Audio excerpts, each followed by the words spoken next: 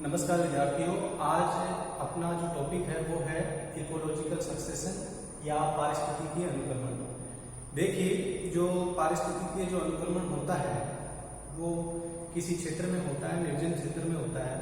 अपन जानते हैं कि कोई भी पारिस्थितिक तंत्र है, उसके जो भी जैविक समुदाय है वो हमेशा गतिक प्रक्रम में रहते हैं, गतिक अवस्था में रहते हैं।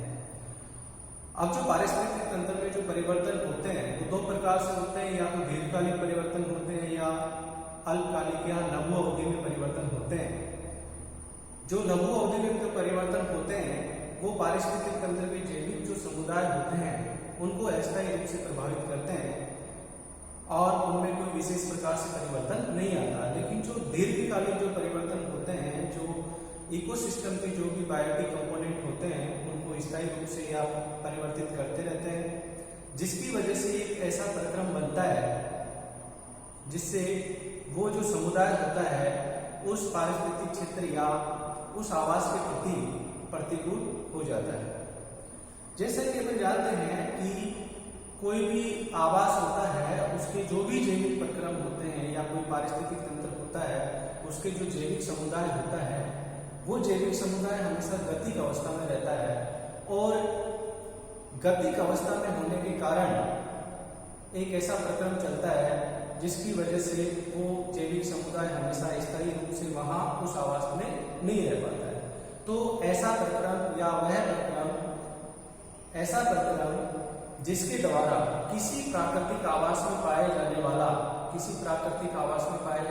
कोई समुदाय किसी दूसरे समुदाय में परिवर्तित होता है या कोई अन्य समुदाय किसी दूसरे समुदाय को परिवर्तित करता रहता है, अनुक्रमण कहलाता है। अनुक्रमण शब्द को सर्वप्रथम होल्ट ने दिया था। होल्ट ने 1885 में सक्सेशन जो टर्म थी वो होल्ट ने दी। इसके बाद क्लीमेंट एक वैज्ञानिक हुआ 1916 में। क्लीमेंट ने 1916 में क्लीमेंट ने पादप समुदाय के पर अध्ययन करते हुए अनुक्रमण को परिभाषित किया।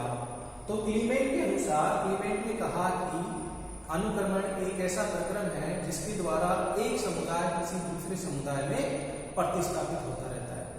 क्लीमेंट ने ये कहा कि ये एक ऐसा प्रक्रम होता है जिसके द्वारा एक समुदाय किसी दूसरे समुदाय में परिवर्तित होता रहता है। इसके बाद ईपी ओडम ने भी पारिस्थितिकीय अनुक्रमण को परिभाषित किया तथा ईपी ओडम ने कहा कि जो अनुक्रमण होता है पारिस्थितिक तंत्र के विकास का एक समन्वित परिवर्तन होता है। ईपी ओडम ने कहा कि जो अनुक्रमण है वो पारिस्थितिक तंत्र के विकास का एक समन्वित परिवर्तन होता है। अब जो अनुक्रमण होता है उस अनुक्रमण को अपन 3 पॉइंट में परिभाषित कर सकते हैं। 3 पॉइंट ये होते हैं। पहला पॉइंट तो ये है कि अनुक्रमण में जो भी जैविक समुदाय होते हैं या बायोटिक जो कंपोनेंट होते हैं उनकी अनुक्रमण के द्वारा जातियों में परिवर्तन होता है और उनकी संरचना में भी परिवर्तन हो सकता है और उनके कार्य में भी परिवर्तन हो सकता है। तो अपन जानते हैं कि किसी भी पारिस्थितिक क्षेत्र है उसका जो जैविक समुदाय है, बायोटिक कंपोनेंट है, उस बायोटिक कंपोनेंट में अगर परिवर्तन आएगा तो किन किन चीजों में परिवर्तन आएगा। एक तो उसकी जाति में परिवर्तन आता है, जातीय संरचना में परिवर्तन आता है और जाति के जो भी कार्य हैं उनमें परिवर्तन आता रहता है। अब इसकी वजह से क्या होता है कि जो अनुक्रमण होता है वो 2 चीजों में विशेष रूप से परिवर्तन होने की वजह से किसी भी जैविक समुदाय में अनुक्रमण होता है। पहला तो होता है कि उस आवास की वातावरणीय दशाओं में परिवर्तन होने से अनुक्रमण होता है। दूसरा होता है कि किसी भी जैविक समुदाय में परिवर्तन होने से अनुक्रमण हो सकता है। जब ये अनुक्रमण क्रमिक रूप से चलता रहता है तो लास्ट में जाके एक क्लाइमेक्स कम्युनिटी का विकास हो जाता है। क्लाइमेक्स कम्युनिटी का विकास हो जाता है और इसी तरह से अनुक्रमण होता रहता है। तो अनुक्रमण में एक समुदाय दूसरे समुदाय द्वारा प्रतिस्थापित लास्ट में जाके एक चरम समुदाय अवस्था पहुंच जाती है और वही चरम और समुदाय अवस्था स्थायी रूप से वहां निवास करती है। अब अपन इसकी विशेषताएं देखें तो अनुक्रमण की क्या क्या विशेषताएं होती है। तो अपन देखें कि अनुक्रमण में क्या होता है, वह स्थान जहां पे अनुक्रमण हो रहा होता है या होगा वहां पे सर्वप्रथम एक ऐसी प्राथमिक समुदाय आता है, उस प्राथमिक समुदाय को बोला जाता है पायोनियर कम्युनिटी। और पायोनियर कम्युनिटी के बाद क्रमिक जो समुदाय आते रहते हैं उन समुदाय को सीरियल स्टेज कहा जाता है। सीरियल स्टेज कहा जाता है और किसी पर्टिकुलर कर्मिक अवस्था को सीरियल कहा जाता है। और इन कर्मिक अवस्थाओं के बाद एक चरम समुदाय अवस्था भी होती है जिसे क्लाइमैक्स कम्युनिटी कहा जाता है। तो सर्वप्रथम जहां पे अनुक्रमण, जिस आवास में अनुक्रमण होता है वहां पे जो कम्युनिटी स्थापित होती है, सबसे पहले उस कम्युनिटी को पायोनियर या प्राथमिक समुदाय कहा जाता है। और जो लास्ट में जो चरम अवस्था पहुंचती है उसे क्लाइमैक्स कम्युनिटी कहा जाता है। इन दोनों कम्युनिटी, पायोनियर और क्लाइमैक्स कम्युनिटी के बीच में जितनी भी कर्मिक अनुक्रमिक अवस्थाएं आती है उन अनुक्रमिक अवस्थाओं को सीरियल स्टेज या सीरियल अवस्थाएं कहा जाता है। और प्रत्येक सीरियल अवस्था को सीरे या सेरे बोला जाता है। नेक्स्ट इसकी जो विशेषता है वो ये है कि अनुक्रमण में जो सर्वप्रथम जो भी पायोनियर कम्युनिटी आती है, पायोनियर कम्युनिटी के बाद में जो क्लाइमैक्स कम्युनिटी आती है, पायोनियर से क्लाइमैक्स की तरफ अपन जब बढ़ते हैं, पायोनियर से क्लाइमैक्स की तरफ बढ़ते हैं तो यहाँ पे शॉर्ट लिव्ड कम्युनिटी होती है और यहाँ पे लॉन्ग लिव्ड। कहने का मतलब यह है कि प्रारंभ में किसी भी आवास में जब अनुक्रमण होता है तो वहां पे कुछ समय जीवन यापन करने वाली जातियां स्थापित होती है। जैसे जैसे अनुक्रमण होता रहता है तो उनकी लाइफ बढ़ती रहती है और 1 वर्षीय से बहुवर्षीय जीवन यापन करने वाली जातियों का विकास प्रारंभ हो जाता है। नेक्स्ट अपन देखें तो अनुक्रमण में क्या होता है कि स्पीशीज डाइवर्सिटी जो होती है, जैसे जैसे अनुक्रमण होता रहता है स्पीशीज डाइवर्सिटी इंक्रीज होती है। स्पीशीज डाइवर्सिटी इंक्रीज होती है। प्रारंभ की जो प्रतिकूल परिस्थितियां होती है वहां पे जो पायोनियर कम्युनिटी आती है उस पायोनियर कम्युनिटी की डाइवर्सिटी बहुत कम होती है। जैसे जैसे अनुक्रमिक अवस्थाओं में अपन गुजरते जाते हैं तो उस स्थान की स्पीशीज डाइवर्सिटी में भी परिवर्तन आता रहता है और वो बढ़ती रहती है। नेक्स्ट ये है कि इसमें नीचे स्पेशलाइजेशन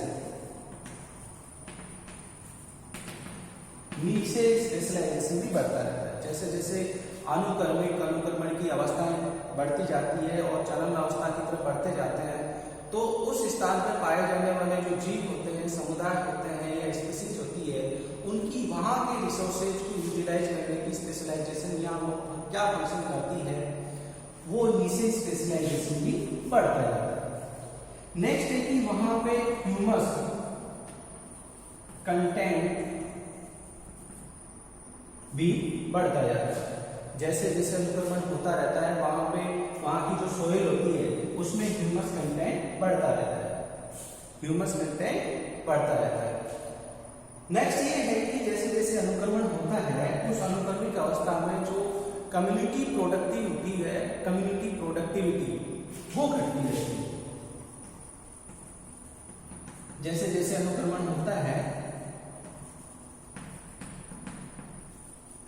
कम्युनिटी प्रोडक्टिविटी में ह्रास होता है, क्लाइमैक्स समुदाय की तरफ जाते हैं। अब जो अनुक्रमण होता है, अब अनुक्रमण की दिशा क्या होती है? इसकी एक विशेषता यह होती है कि अनुक्रमण जितना भी होता है वो दिशात्मक होता है। ऐसा कहा जाए कि पायोनियर कम्युनिटी से अनुक्रमण जो होता है क्लाइमैक्स कम्युनिटी की तरफ बढ़ता है। हमेशा ही अनुक्रमण दिशात्मक होता है और ये पायोनियर से क्लाइमैक्स कम्युनिटी की तरफ बढ़ता रहता है। और अपन अनुक्रमण किसी एक स्टेज से दूसरी स्टेज में जाते हैं, किसी एक सीरियल कम्युनिटी से दूसरी सीरियल कम्युनिटी की तरफ जाते हैं। मान लिया कि किसी आवास में एक सीरियल अवस्था है, अनुक्रमिक अवस्था है, कोई समुदाय है, तो उसके बाद कौन सा समुदाय आएगा उसका अपन पूर्वानुमान भी लगा सकते हैं।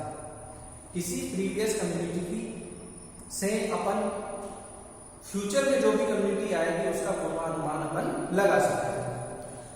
और नेक्स्ट ये है अनुक्रमण और जो विकास होता है, अनुक्रमण और इवोल्यूशन हमेशा सिंक्रोनस होता है, साथ साथ चलता रहता है। किसी स्थान कोई बेयर एरिया है, अनाच्छादित एरिया है, वहां पे अनुक्रमण होता है, तो वहां पर इस चीज का इवोल्यूशन भी साथ साथ होता रहता है। तो ये कुछ अनुक्रमण की विशेषताएं हैं। अब अपन टाइप देखते हैं, अनुक्रमण के अपन टाइप देखें।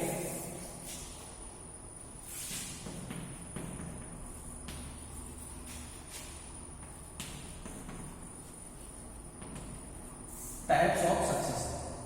सर्वप्रथम अनुक्रमण दो प्रकार का होता है, एक तो प्राइमरी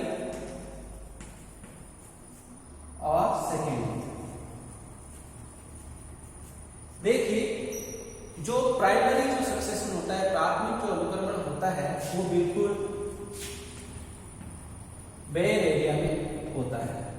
बेयर एरिया का मतलब ऐसा ये होता है कि ऐसा निर्जन स्थान जहां पे कोई भी वनस्पति या जीव जंतु की कोई समुदाय नहीं होता है, वहां पे पहले किसी प्रकार की कोई पादप या जंतु समष्टि का कोई भी पादप और जंतु समष्टि का विकास नहीं हो रहा। ऐसे एरिया जो होते हैं, बेयर एरिया, अनाच्छादित जो एरिया होते हैं, जहाँ पे पहले किसी भी प्रकार का कोई अनुक्रमण नहीं हुआ हो, सबसे पहले कोई समुदाय आएगा तो पायनियर कम्युनिटी होगी, ऐसा प्राइमरी सक्सेशन होता है। और ये बेयर एरिया का निर्माण या अनाच्छादित क्षेत्र का निर्माण, बिल्कुल निर्जन क्षेत्र जो होता है उसका निर्माण, जैसे कि ज्वालामुखी के फटने से जो लावा निकलता है उसके जमने से होता है, किसी स्थान पर आग लग जाए या तालाब है, ऐसे क्षेत्र में प्राइमरी सक्सेशन होता है, जहां पर पहले कोई भी किसी भी कम्युनिटी का विकास नहीं होता है, वहां पर प्राइमरी सक्सेशन द्वारा एक समुदाय का विकास होता है। दूसरे प्रकार का जो सक्सेशन है वो है सेकेंडरी सक्सेशन। सेकेंडरी सक्सेशन वो होता है जहां पे पहले कोई समुदाय निवास करता था, जहां पर पहले कोई समुदाय का विकास हुआ था और वो अच्छी तरह से निवास करता था, लेकिन कुछ प्राकृतिक और मानव निर्मित कारणों की वजह से वो समुदाय वहां से नष्ट होता चला गया। जैसे कि बाढ़ आ गई, अत्यधिक समय तक सूखा, अकाल रहने से हिमपात आ गया, आदि कारणों की वजह से वो उस स्थान पर जो समुदाय होता है वो नष्ट हो जाता है और वो एक अनाच्छादित एरिया या अनाच्छादित क्षेत्र में परिवर्तित हो जाता है। उस स्थान पर अगर सक्सेशन होता है या अनुक्रमण होता है तो वो सेकेंडरी सक्सेशन के नाम से जाना जाता है। अब जो द्वितीयक और प्राथमिक जो अनुक्रमण होता है, उसमें जो प्राथमिक अनुक्रमण होता है वो बहुत ही लॉन्ग या लंबे समय तक चलता रहता है। प्राथमिक अनुक्रमण को पूरा होने में बहुत अधिक समय चाहिए होता है, लेकिन द्वितीयक अनुक्रमण में को पूरा होने में कम समय चाहिए होता है, क्योंकि द्वितीयक अनुक्रमण या सेकेंडरी सक्सेशन में पहले से कोई उस स्थान पर होता है जहां पर पहले से कोई जाति निवास करती थी, वो किसी कारण से नष्ट हो गई। तो द्वितीयक अनुक्रमण वहां होता है जहां पर पहले से कोई मृदा या ह्यूमस कंटेंट तो होता ही है, मृदा में ह्यूमस कंटेंट तो होता ही है। तो सेकेंडरी सक्सेशन में पूरा होने में बहुत कम समय लगता है वनस्पति की प्राइमरी सक्सेशन में। सेकेंडरी सक्सेशन का अगर अपन एग्जांपल देखें तो कोई खेत है, कृषि भूमि है, जहां पर पहले कृषि होती थी और उसको उस कृषि भूमि पर हल चलाकर उस पादप समुदाय को नष्ट कर दिया जाता है। लेकिन धीरे धीरे अपन क्या देखते हैं कि वहां पे छोटे छोटे घास की जातियां विकसित होना प्रारंभ कर देती है, लेकिन कुछ समय बाद वो छोटे छोटे घास की जातियों के बीच बीच में लंबे घास की जातियां भी विकसित होना प्रारंभ कर देती है। कुछ समय बाद छोटी झाड़ियां या शाख वाले पौधे वहां पे आ जाते हैं और कुछ समय बाद लंबी झाड़ियां या वृक्ष भी वहां पे पनपने लग जाते हैं। तो इस तरह एक बेयर एरिया से, अनाच्छादित एरिया से या निर्जन क्षेत्र से एक कम्युनिटी का विकास होता है।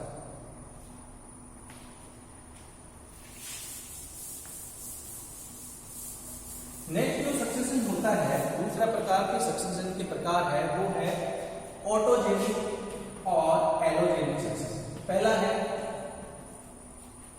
ऑटोजेनिक अनुक्रमण, स्वजनित अनुक्रमण। ऑटोजेनिक अनुक्रमण में क्या होता है कि कोई भी स्थान है जहां पर कोई भी समुदाय निवास करता है, कोई भी पारिस्थितिक क्षेत्र है या प्राकृतिक क्षेत्र है या कोई भी आवास है जहां पर पहले से कोई भी समुदाय निवास करता है, पादप या जंतु समुदाय निवास कर रहे हैं, वो समुदाय क्या होता है, किसी भी समुदाय की प्रकृति ये होती है कि वो गतिक होता है और वो गतिक समुदाय अपने वातावरण से क्रिया करता है। जैसे ही क्रिया करता है उस समुदाय के लिए वो वातावरण या वो आवास का वातावरण प्रतिकूल हो जाता है। अब वो वातावरण इसकी खुद की प्रकृति की वजह से प्रतिकूल हो जाता है। जैसे ही वो वातावरण प्रतिकूल होता है, ये वातावरण अब पहले से उपस्थित समुदाय के लिए अनुकूलित नहीं रहता है और ये जो वातावरण है वो किसी अन्य समुदाय या अन्य जाति के लिए अनुकूलित वातावरण बन जाता है और वहां पे कोई अन्य जाति या समुदाय आके निवास करने लग जाता है और उसकी वजह से जो पहले स्थित जो समुदाय है वो प्रतिस्थापित हो जाता है। इस वजह से ऑटोजेनिक सक्सेशन स्वयं समुदाय की वजह से ही होता है। दूसरा है एलोजेनिक सक्सेशन। जब अपन एलोजेनिक सक्सेशन की बात करते हैं तो एलोजेनिक जो सक्सेशन है वो समुदाय की खुद की वजह से नहीं होता है। एलोजेनिक सक्सेशन किसी अन्य कारणों से, या तो वो नेचुरल हो या आर्टिफिशियल या ह्यूमन मेड हो। एलोजेनिक जो सक्सेशन होता है वो प्राकृतिक कारणों या मानवीय कारणों से होता है। जैसे किसी स्थान पर बाढ़ आ जाना, कोई कम्युनिटी है अच्छे से फ्लरिश कर रही है तो किसी स्थान पर बाढ़ आ जाना, बहुत समय तक बाढ़ का पानी भरे रहने से वहाँ की जो वनस्पतियाँ हैं वो नष्ट हो जाती है। आग लग जाने से, बहुत दिनों तक सूखा या अकाल हो जाने से, किसी स्थान पर हिमपात हो जाने से, भूस्खलन हो जाने से, ये ऐसे प्राकृतिक कारण हैं जहाँ से किसी स्थान की या किसी आवास की वनस्पति या जैविक समुदाय नष्ट हो जाता है। या ह्यूमन मेड, मानव निर्मित, ऐसे मानव द्वारा भी ऐसे कई कारण हैं जिसकी वजह से कोई समुदाय नष्ट हो जाता है। जैसे अत्यधिक चराई करने से, औद्योगिक शहर को बसाने से, नगरीय नियोजन की वजह से कुछ ऐसे प्राकृतिक क्षेत्र या आवास नष्ट हो जाते हैं तो ये एलोजेनिक सक्सेशन का कारण बनते हैं। नेक्स्ट है कि सक्सेशन स्वपोषित और विषम पोषित अनुक्रमण भी होता है। स्वपोषित पहला है ऑटोट्रॉफिक और दूसरा है हेटेरोट्रॉफिक। ऑटोट्रॉफिक और हेटेरोट्रॉफिक सक्सेशन। ये जो ऑटोट्रॉफिक सक्सेशन होता है, ऑटोट्रॉफिक सक्सेशन, इनमें प्रोड्यूसर्स या स्वपोषियों की संख्या अधिक होती है और ये इनऑर्गेनिक, इनमें पोषक तत्व जो होते हैं वो इनऑर्गेनिक कंपोनेंट की अधिकता होती है। पोषक तत्वों में इनऑर्गेनिक कंपोनेंट की अधिकता होती है और इतनी इनऑर्गेनिक कंपोनेंट की अधिकता की वजह से जो स्वपोषी होते हैं वो अपना कार्बनिक भोजन का निर्माण करते रहते हैं और स्वपोषियों की संख्या निरंतर बढ़ती रहती है। तो स्वपोषी जो सक्सेशन होता है उसमें विषम पोषियों की संख्या बहुत ही कम होती है और स्वपोषियों की संख्या ज्यादा होती है और इनमें पोषक पदार्थों के रूप में अकार्बनिक पदार्थों की संख्या अधिक होती है। इस वजह से जो स्वपोषी जो अनुक्रमण होता है उनमें कार्बनिक अकार्बनिक जो पदार्थ होते हैं वो पोषक पदार्थों के रूप में लंबे समय तक चलते रहते हैं और बहुत ज्यादा समय तक चलते रहते हैं और कभी खत्म नहीं होते। दूसरे प्रकार का जो सक्सेशन है वो हेटेरोट्रॉफिक सक्सेशन होता है। ये जो हेटेरोट्रॉफिक सक्सेशन है वो हेटेरोट्रॉफ से प्रारंभ होता है, विषम पोषियों से प्रारंभ होता है और ये जो विषम पोषी होते हैं वो मर्द कार्बनिक पदार्थों पर विकसित होना प्रारंभ करते हैं। तो ये जो हेटेरोट्रॉफिक जो विषम पोषी सक्सेशन है या अनुक्रमण है उनमें विषम पोषियों की संख्या अधिक होती है और इनमें पोषक पदार्थों के रूप में कार्बनिक पदार्थ होते हैं, वो भी मर्द कार्बनिक पदार्थ होते हैं। तो धीरे धीरे मर्द कार्बनिक पदार्थ पोषकों के रूप में काम आते आते खत्म हो जाते हैं और ये हीटरोट्रॉपिक सक्सेशन लंबे समय तक नहीं चल पाता है। और इनमें जो विषम कोशी है वो मुख्य रूप से जीवाणु और कवक होते हैं। जीवाणु और कवक मुख्य रूप से विषम कोशी होते हैं। अब अपन ने सक्सेशन के प्रकार देखे, primary succession, secondary succession, autogenic और एलोजेनिक और हीटरोट्रॉपिक और ऑटोट्रॉपिक सक्सेशन, ये प्रकार देखे। अब सक्सेशन के प्रक्रम अपन देखें, अनुक्रमण के प्रक्रम। अनुक्रमण के जब अब हम प्रक्रम देखते हैं तो सर्वप्रथम जो प्रक्रम होता है वो होता है नोडेशन। नोडेशन या अनाच्छादन। नोडेशन या अनाच्छादन।